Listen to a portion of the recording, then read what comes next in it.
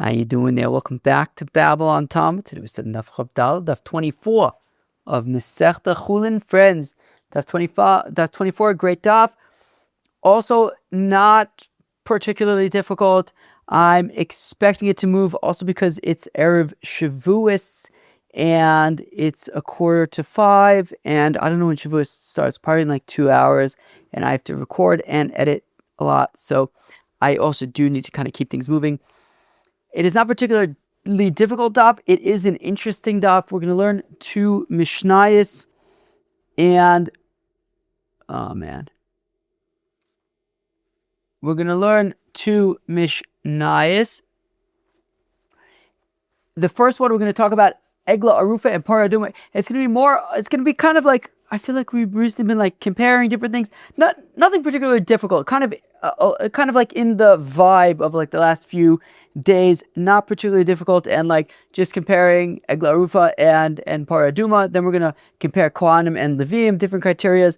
Maybe like a little bit of Kal V'chomer is this and that, but really. Things should really keep moving. You're going to find a few interesting little nuggets along the way, I think, as well. So, friends, let's jump in and let's learn Daf Chavdal, Daf 24 of Masechta Chullin. Friends, we begin on Daf Chav Gimel Amid Beis at the Mishnah, about 10-ish lines from the bottom. Kosher beParah, pasul beEglah. Kosher beEglah, pasul beParah. That which is kosher by the Parah Adumah is pasul by the Eglah Arufah. That which is kosher by the Eglah Arufah is pasul by the Parah Adumah. We're going to see in just a moment what this means. Tana Rabbanan the Rabbi Stot says the Gemara, Parah b'shchita ksheira ba'arifa psula. So here we go. Here's what we're talking about. Talking about how to kill it. Parah Adumah is slaughtered. You slaughter, you shech the Parah Adumah. The Eglah Arufah, you take a big knife and you hack it the back of the neck. That is how you Arufah an Eglah. So again, Parah b'shchita, a Parah Adumah needs to be slaughtered, ksheira, then it's kosher. Ba'arifa, psula, but by hacking the back of its neck with a big knife, pasul for a Parah Adumah. Eglah ba'arifa ksheira. Now the inverse is true by Eglah Arufah. Hacking the back of the neck with a knife is kosher b'shchita, psula, but shechting the Eglah Arufah is psula. Nimtzeis kosher beParah, pasul beEglah, kosher beEglah, pasul beParah. So it turns out that which is kosher for the Parah Adumah, i.e. shchita, pasul beEglah, is pasul for the Eglah Arufah. Kosher beEglah, that which is kosher by the Eglah Arufah, which is arufahing, hacking the back of the neck, pasul beParah is pasul by Parah Adumah. You got to shecht a Parah Adumah. V'tehei Parah ksheira ba'arifa mekal v'chomer. But why don't we say the following kal v'chomer to say that Parah Adumah should be kosher to be arufad, i.e. hacked in the back of the neck with a big knife? Uma Eglah shelo uchshura b'shchita uchshura ba'arifa. If after all by Eglah Arufah. First of all, what's the Eglah Arufah? Eglah Arufah is, of course, when they find a corpse between hither and yon, and they don't know who did it. So the closest city, their elders go out. Well, they measure and they find the closest city. The elder goes out and they bring a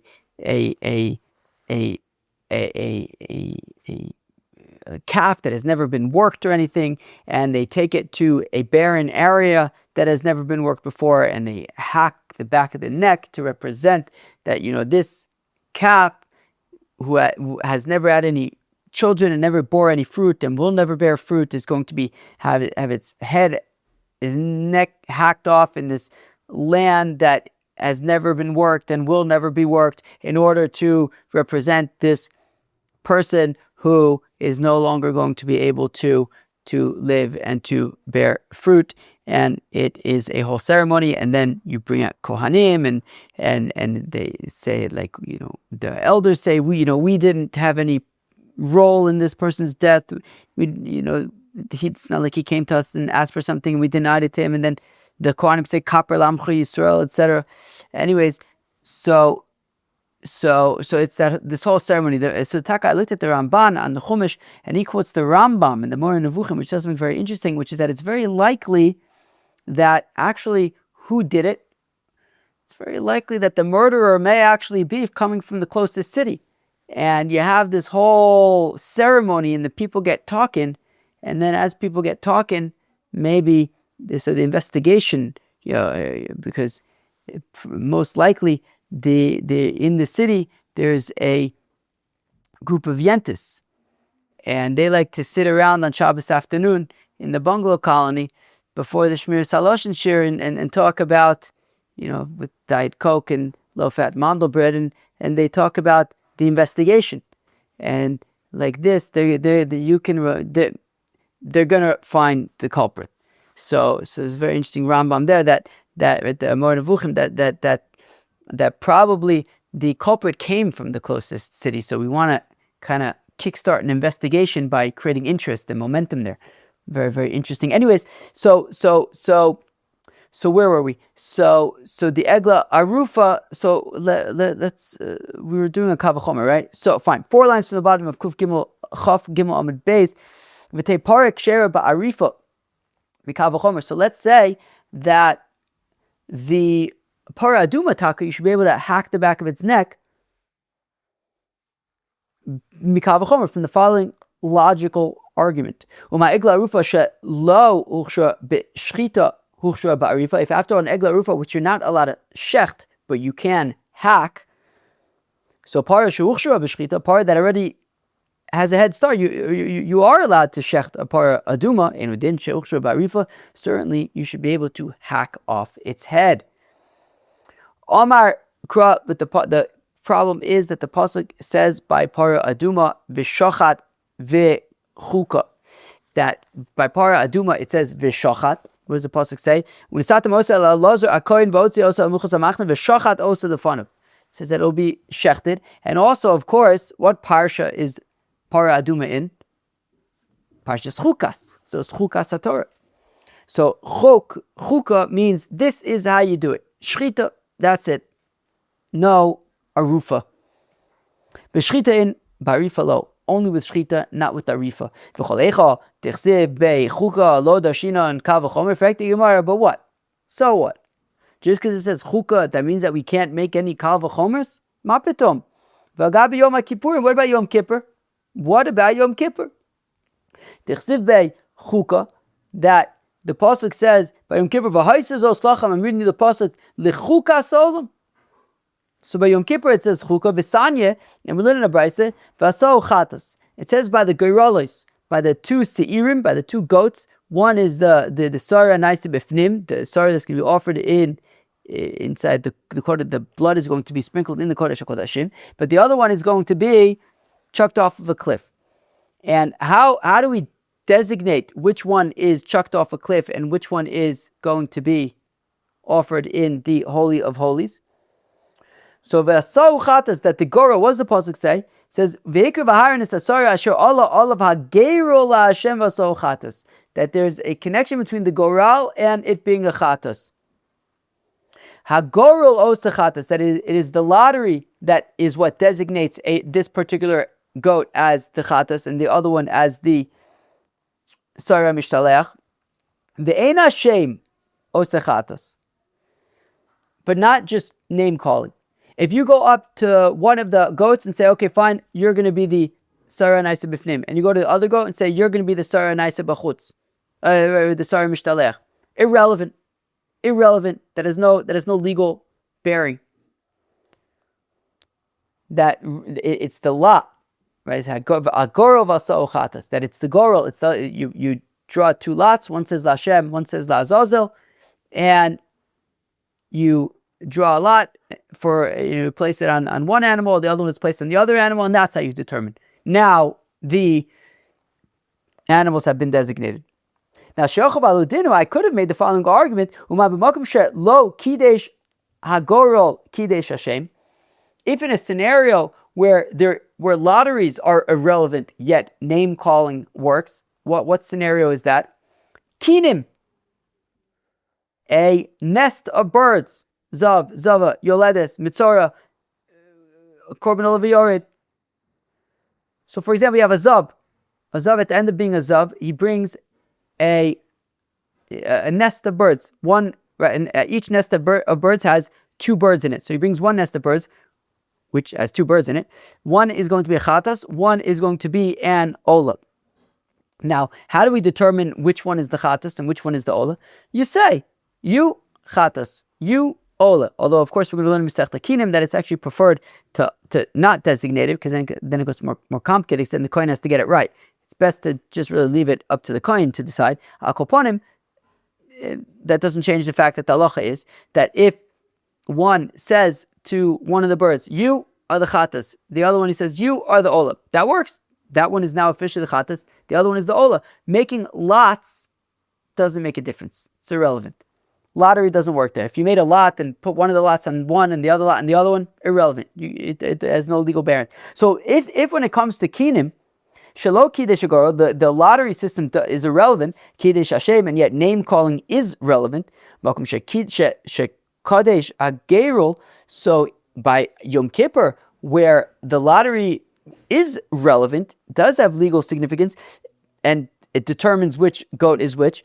Eino din Shekadesh Hashem, certainly then, name calling, name declaring should be relevant there as well. Talmud Omar V'asau Chatas, Therefore, the pasuk says, that v'asau chatas, it says, Hagoro la'Hashem v'asau chatas, that the goro is what determines which one is the chatas, not any name calling.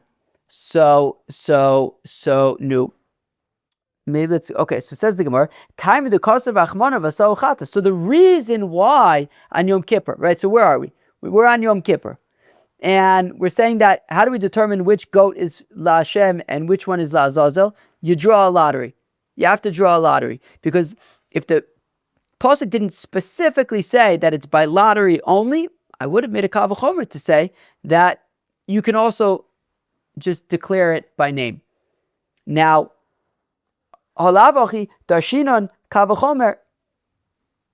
Now, the thing is, it says, as we pointed out earlier, by Yom Kippur, it says chukah. Right? It says chukah.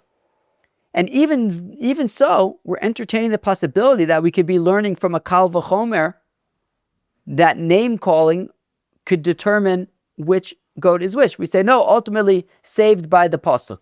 Pasuk says, Agoro Hashem v'asau chatas, the goro makes a chatas. But if not for that limud from the pasuk, not for that drasha from the pasuk, we would have happily made a kal v'chomer and said that you can name call by the goats, even though it says chukah. Now, we had argued earlier that since by the Parah Adumah it says chukah and it says shchita, it's only shchita.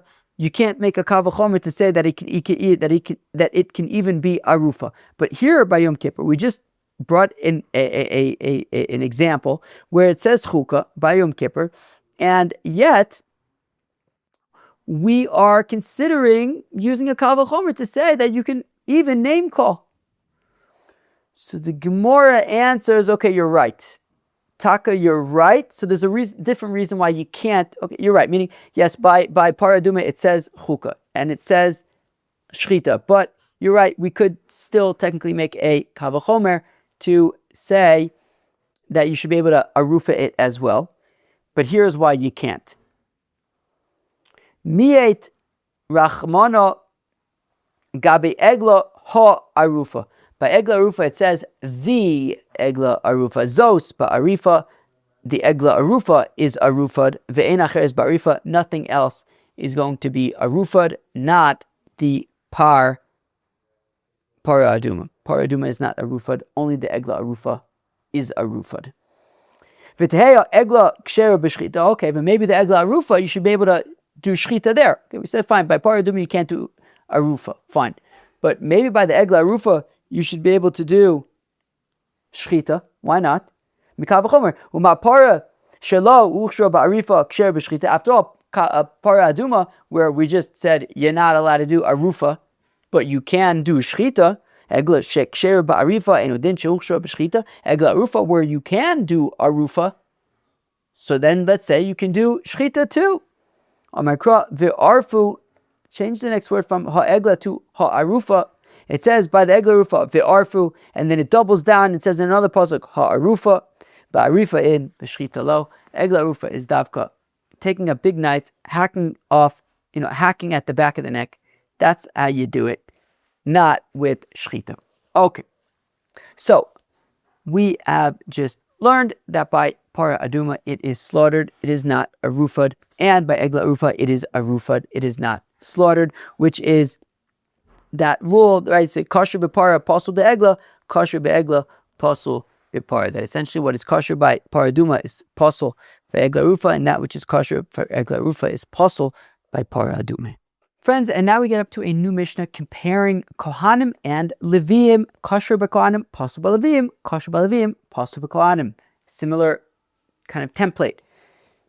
That which is kosher by Kohanim is pasul by Leviim. That which is kosher by Leviim is pasul by Kohanim, and we will see what this is talking about in just a few seconds. Tana Rabbanan, Kohanim b'mumin psulim b'shanim kshem. Kohanim, if a Kohen develops a mum, so then if a Kohen develops a mum, then they are unable to serve in the temple to do the avodah of the Beis Hamikdash.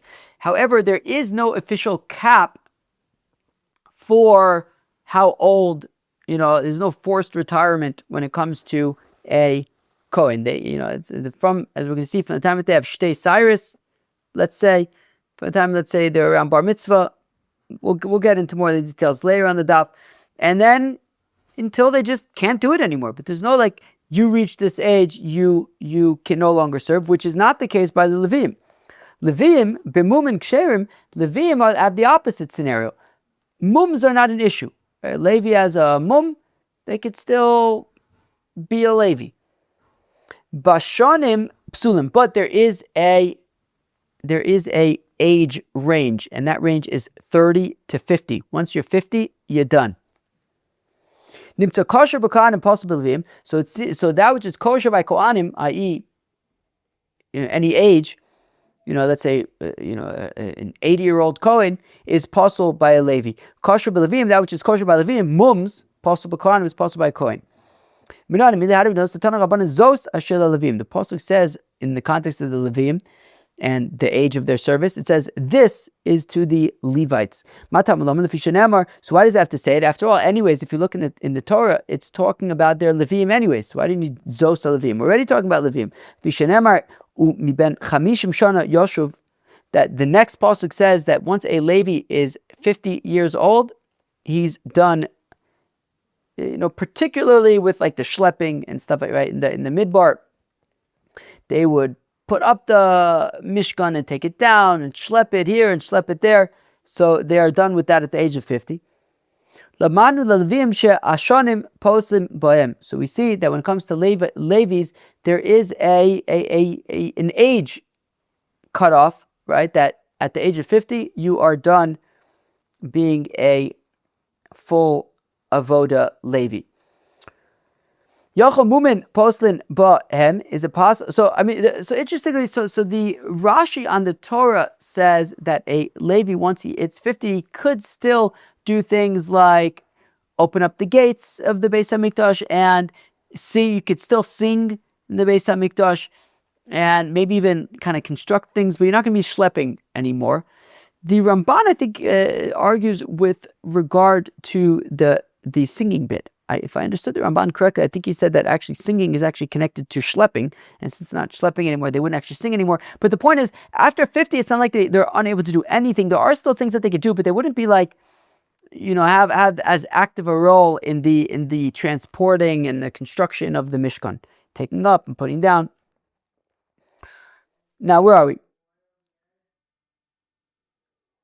Yachol mumin postin boyen. So now, frekt the Gimar. I feel like I skipped something. Was it Fine. Yachol mumin postin boyen. Is it possible that when it comes to a Levi, a mum would also disqualify them? Because after all, vidinu. Let's make the following kal v'chomer. Umakri anim she'ein ashanim postin boyen mumin postin boyen. If when it comes to Kohanim, where age is not a factor, but there's a minimum age, but let's just call it age is not a factor, certainly not in the same way of Leviim, where there's a very specific window of 30 to 50. So let's just call that age is not a factor. So by Kohanim, where age is not a factor, mumin postin boyen, a mum, right, a blemish, a physical defect is a psul by Kohanim. Levim she'ashonim postin boim, by Levi's where it's more stringent, right? They also have this age limitation. Enudin sheyehe shiu mumin postin boim. So certainly, I would imagine mums should also be an issue by Levim. Tamlomer zos asher Levim. That's why it says this is for the Levites. Zos Levim ben acheres Levim. The limitation by Levim is an age limitation. It is not a mum limitation.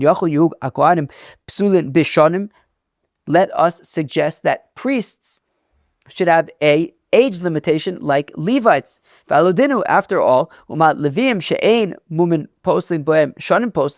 if by Levites where mums are a non-issue but age is an issue, Kohanim she'amumim postin bohem, by priests where mumim are issues, enudin shu shanim postin bohem. So certainly, I would argue that age should be an issue for a disqualifier for Kohanim in addition to mums. Tamalamar asher la levim. It says to the Levites velo asher la Kohanim.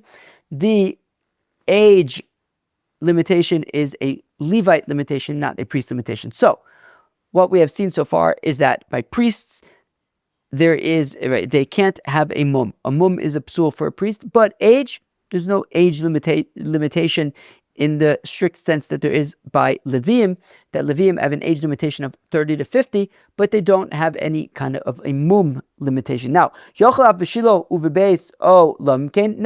if the whole reason by Levites for the 30 to 50 range is because they have to be at the top of their physical strength to be able to schlep around the Mishkan throughout the desert, so maybe then once the Yidden were in Shiloh, and I believe the Mishkan in Shiloh stood for 369 years. That was a long time.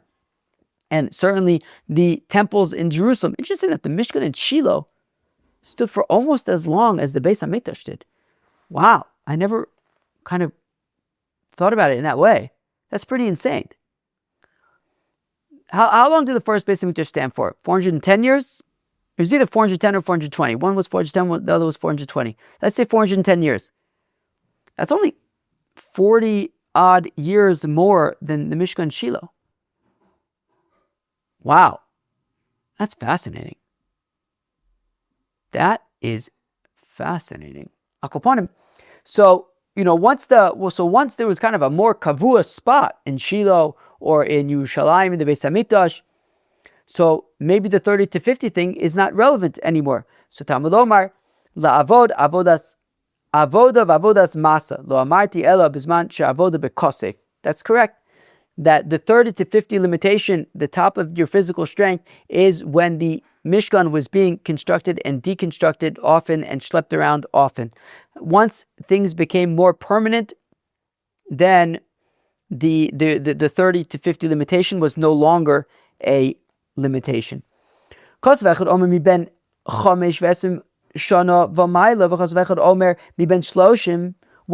says that when it comes to Levim, they can begin to work at 25. The other verse says they begin to work at 30. Which one is it? So you start at 25 or do they start at 30? Listen up, friends.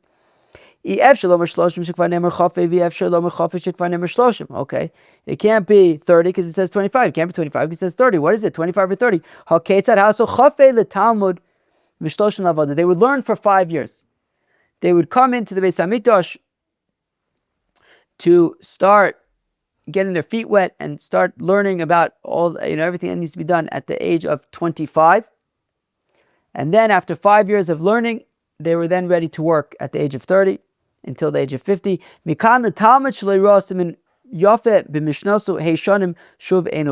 So we learn from here that 5 years is enough time to be able to learn something complicated. If somebody's learning something for 5 years and they're not being matzliach, it could be an indication that it's not going to click. Rabbi Yossi Omer Gimel Shanim. Rabbi Yossi says actually it's a 3-year thing, right? If you're studying something for 3 years and it's not clicking, it says the Gemara, it's not going to click. Shenemar ulegadlom shanim shalish ulamdim sefer v'loshen kasdim. In the first chapter of the book of Daniel, the Navi describes that Nebuchadnezzar brought some of the creme of the crop from the Yidden to Babble, and he trained them so that they could work for him. And it says for 3 years they would be studying for 3 years. Ulam them sefer, to teach them Veloshin Kazdim in the Chaldean language. So argues Rabbi Yossi, 3 years is enough. Vidach, and the first opinion that says 5 years, Shiny Loshin Kazdim Dekala. Look, Chaldean language is not that hard, so 3 years was enough. But hard stuff, 5 years. Ve'idach, and Rabbi Yossi says 3 years, Shani Yochas Avodah Deskifin. Rabbi Yossi says, look, when it comes to Beis HaMikdash, that's particularly difficult, which is why you need 5 years. There's you have to learn about all the different parts of the Mishkan and how to put things together and take them apart and all sorts of, and how to sing and how to play instruments and all sorts of trainings that, just learning an instrument could take 5 years. So anyways, there was all sorts of training in the Beis HaMikdash. That's why it required 5 years, but argues Rabbi Yossi, to learn something, 3 years could be enough. Tanu Rabbanon, the rabbis taught, Kohen mishayavish Cyrus at yazkin kashel avoda. A Kohen, once he has 2 pubic hairs, once he becomes essentially bar mitzvah age, right, mature, so already then he's no longer a Kohen, he's a Na'ar, and he's a Gadol, and he can already begin working in the Beis HaMikdash until he's too old to be working anymore.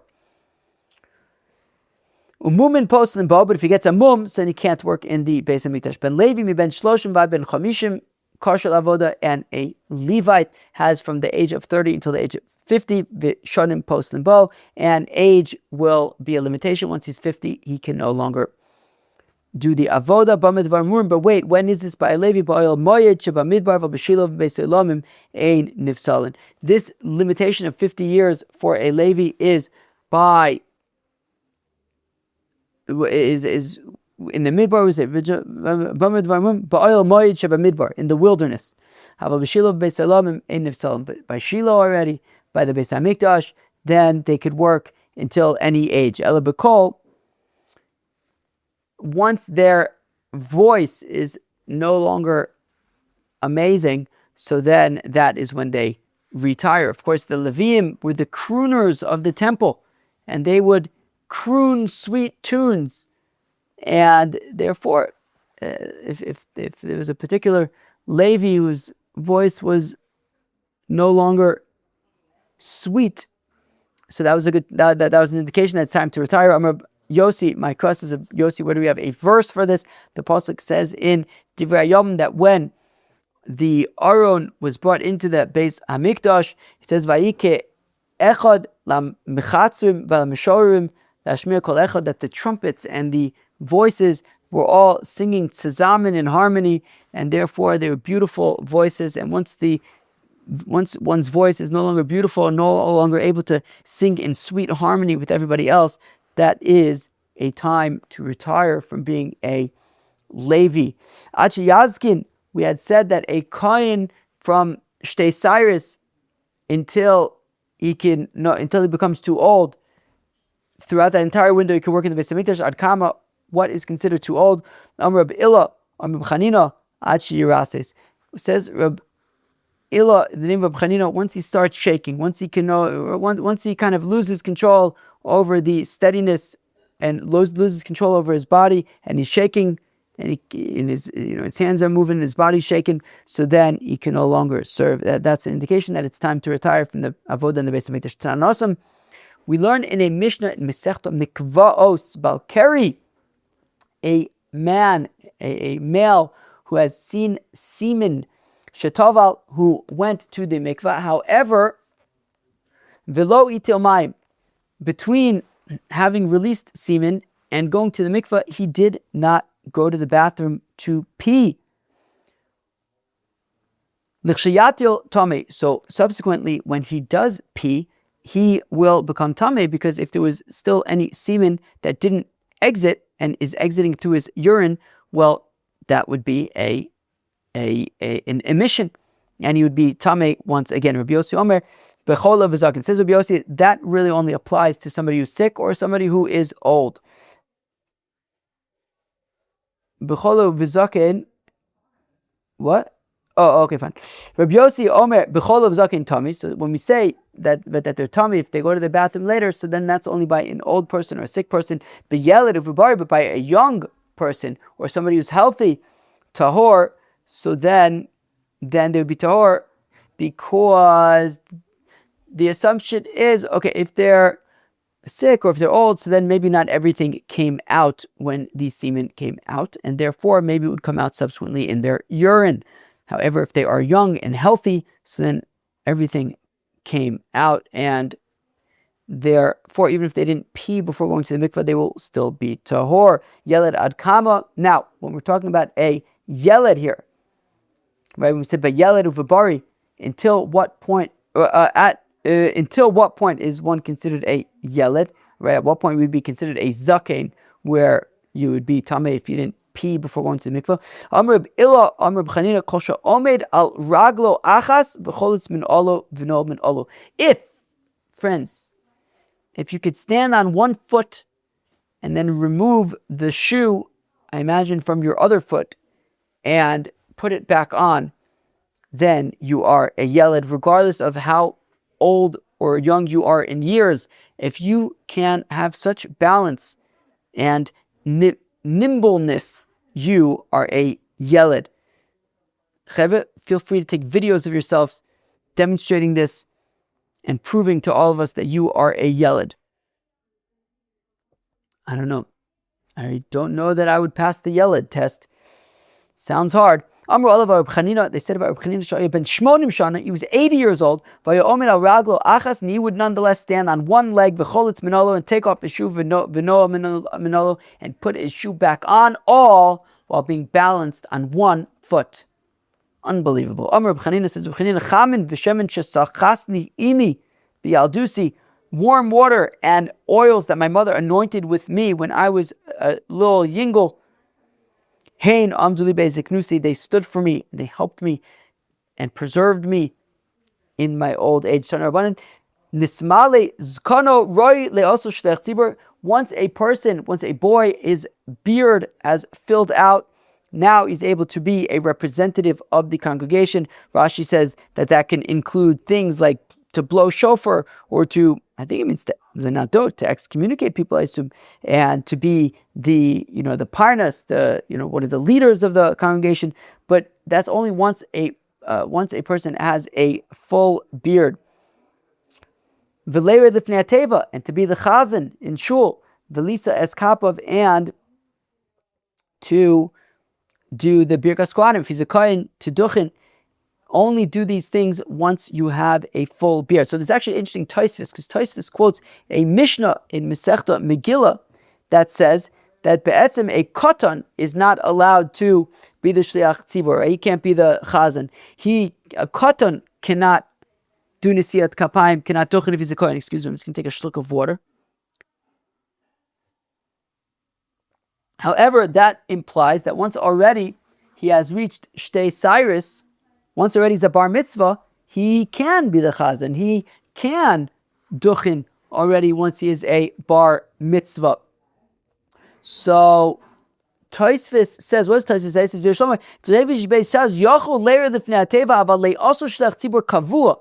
no, right? So no. Once a boy is bar mitzvah, he could already be the chazan. He could already duchen in shul. But to be like the official chazan, to be like the chazan of the shul and have like an official role in that capacity, that you should wait until this person has a full beard. Once they have a full beard, so then already they can have these positions. Before then, once they're a gadol, once they're a bar mitzvah, sure, they could be shleach tzibur. They can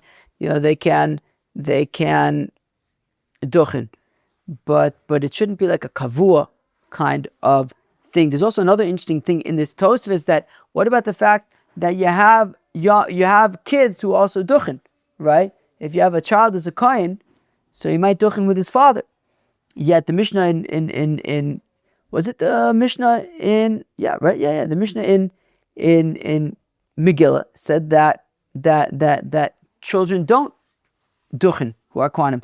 So Tosfos says that actually if they're there with an adult, they shouldn't be duchening by themselves. But if a father wants to take his child, if you have kohanim, a father wants to take his child to duchen with the child, that's fine. That's fine. Just not on their own.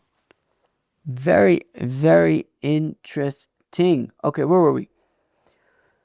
So fine. Please says avoda. At what point is a child able to do avoda the Beis Hamikdash? Mishavish Teisaris, once he has 2 pubic hairs. Rabbi Omer Ani Achiye ben Esim. Rebbe says, I say he needs to be 20 in order to start doing the avoda as a Kohen in the Beis Hamikdash. Omer of Chizda, my time with the Rebbe. Why does Rebbe say 20? Dichsiv, as the pasuk says in Ezra vaya amidu es Levim, that they installed the Levim, appointed the Levim ben Esrim Shana Vamaila from 20 years and up Linatzer to supervise Amalechas Beis Hashem, the work of the Beis Hamikdash. Ve'idach, according to Tanakam, who says already from Shtei Cyrus, not from 20, Linatzeach Shani. The reason why the pasuk is talking about 20 is because they were supervising. That's a serious business, but in order to do other avodas in the Beis Hamikdash, Shtei Cyrus maturity would be enough. But this pasuk is talking about the Levim, right? It says Vayamidu es Levim, but we're trying to figure out the appropriate age for Kohanim, not Levim. So Rabbi Yeshua ben Levi, Rabbi Yeshua ben Levi, Rabbi Yeshua ben Levi, be'esrim ve'arba makomos, in 24 locations, nikru Kohanim Levim, priests are called Levites, and this is one of them. Kohanim ve'Levim b'nei Tzadok. That Tzadok was a Kohen, and yet it refers to his children as the Kohanim, the Levim. So we see that sometimes Kohanim can be referred to as Levim. So therefore, even though the pasuk says Vayamidu sa Levim, it could be a reference to the Kohanim, and therefore, as we bring it as a proof for Rebbe to say 20, that they would be 20. In the context of Kohanim, it says Ish. Mikan Omar Rabbi Elazar Kohen Posel. You have to be an adult, not a minor la'avoda. A minor cannot do avoda in the Beis Hamikdash. Rafilu tam, even if he is unblemished, you have to wait until you are older, till you're an adult. At what point are you considered old enough to do the avoda as a kohen? Mishavish Teisaris, once he has 2 pubic hairs, once he is mature. Nonetheless, though, even though technically he can already start working at once he's a bar mitzvah, nonetheless, they would wait. His brothers, the Kohanim, would have him wait until he is 20. Rebbe, those who say this is the opinion of Rebbe, i.e. that when Rebbe says 20, it is like this, that really technically 13, you can already start from when you have Shtei Cyrus, but preferably you should wait until 20. Vafilu posel d'Rabbanan leisle, that it's not actually posel d'Rabbanan until 20. Before 20, you technically can, just that you should wait until 20. Vikadami Rebbe islay psul posel d'Rabbanan. Those who say that, no, according to Rebbe, less than 20 is mamish posel. V'ha he, and this brisa that says already from Shtei Cyrus is technically enough, just that the other Kohanim say wait until you're 20. It is the Rabbanan v'lechatchila hu delo aval diavad avodas uksher, that when they say that you can already do work from Shtei Cyrus, it's b'diavad, right? Then lechatchila you shouldn't, but b'diavad it could work. Really, you should wait till 20. But Rebbe, according to this version, would say less than 20, even b'diavad is possible. Friends, that was Daf Chof Daled of Masechta Chullin.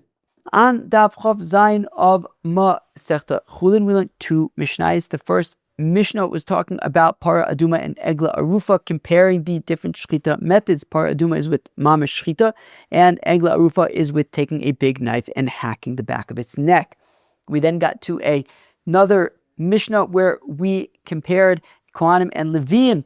Kohanim are able to work from Machlokes about exactly right. Machlokes when they're able to start, but either from Shtei Cyrus, or it sounds like really, even ideally, should wait till 20, and then until you would be considered too old, that you're starting to shake, or you can no longer put on your shoes while standing on one foot.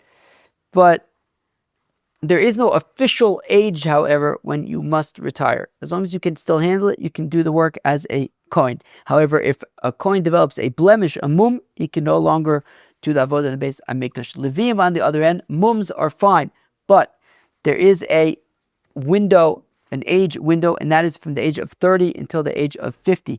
Now, this was, however, specifically in the wilderness, where a big part of the work of the Levim was also very labor-intensive, constructing the Mishkan, taking it down, traveling with it. Once already the Yidden were in Shiloh or in the Beis Hamikdash in Yerushalayim, so then already this 30 to 50 was not a requirement. Another interesting nugget we learned there is that one pasuk says 25 and the other pasuk says 30. How come? Well, we said that they would come at the age of 25 to start learning. and then that 5 years to learn. We learned from here that as a rule, if a person is studying something intensely for 5 years and can't figure it out, 5 years should be enough time to learn something, like we see by the Levim. And if it's not happening by then, it is not happening. Another interesting thing that we saw was that by a shliach tzibur, to be a chazan, really a person should have a full beard. And yes, of course, once somebody is bar mitzvah, they can already be the shliach tzibur in the synagogue. However, they shouldn't be the official shliach tzibur until they have a full beard. We also saw some interesting things in terms of duchening, that once a child is old enough to what's it? Let me just check something.